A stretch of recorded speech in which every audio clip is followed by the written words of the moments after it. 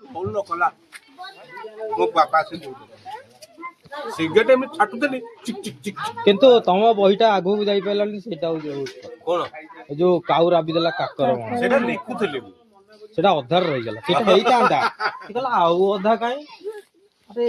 ଅଧାରେ କହିଲେ ଆଉ ଅଧା ଦରକାର ଆଜ୍ଞା ସରି ନାଇଁ ଚାରିଟା ପରିବାର ଲେଖିଦେଲି ଚାରିଟା ପରିବାର ନିଜେ ଲେଖିଦେଲି ଯେତେବେଳେ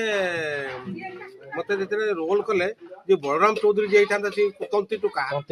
ସିଏ ଭାଇ ନା ଓହରି ଗଲା ସେ ଓହରି ଯାଉ ମତେ 15 ଦିନ ଅଛି ମତେ ରିହର୍ସାଲ କରିବାକୁ ମୁଁ ପଢା ଛଡା ପିଣା ମୁଁ ପୁରା ସ୍କ୍ରିପ୍ଟ ପୁରା ଗାଇଲି ସ୍କ୍ରିପ୍ଟ ମୋର ଯେତିକି ସ୍କ୍ରିପ୍ଟ ପୁରା ଏକଦମ ଗାଇକି ପୁରା ମୁଖସ୍ତ କରିଦେଲି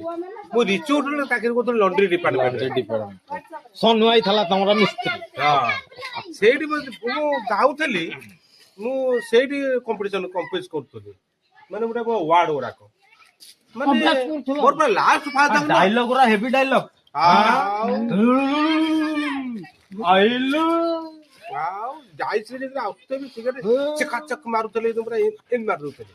ନିଆଁ ପଟକିନି ଗୋଟେ ଦିଟା ତିନିଟା ସିଗାରେଟ ଟାଣି ଦେଉଥିଲା ଆଉ ରାବି ଦେଲା ଆରେ ସେଇଟା ମୋର ଲେଖାଟା ସେଇଟା ଅଧାର ହେଇଗଲା କିନ୍ତୁ ବଳରାମ ଚୌଧୁରୀ ଯୋଉ ଥିଲା କାଳିଆ ମାତି ବଢିଆ କରେ ସେଇ ବିଷୟ ମୁଁ କରିଥିଲି ସେଥିରେ ଦାଦା ତମର ବି ଅଧା ଅଭିଜ୍ଞତା ଅଛି ମୁଁ ଯଦି ଆରେ ମୁଁ ଗୋଟେ ସ୍କ୍ରିପ୍ଟ ଲେଖୁଥିଲି ଆଉ ରାବିଣୀ କାକର ଗୋଟେ ଚାରିଟା ପରିବାର ନେଇକି ରଖିଥିଲି ଚାରିଟା ପରିବାର ଏଇଟା ଦିଟା ପରିବାର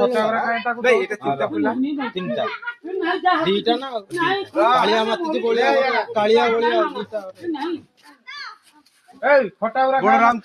ବଳରାମ ଚୌଧୁରୀ ବିଦ୍ୟାଧର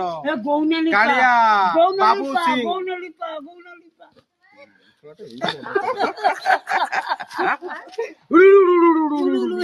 କାଉର ରାବି ଦେଲା କାକର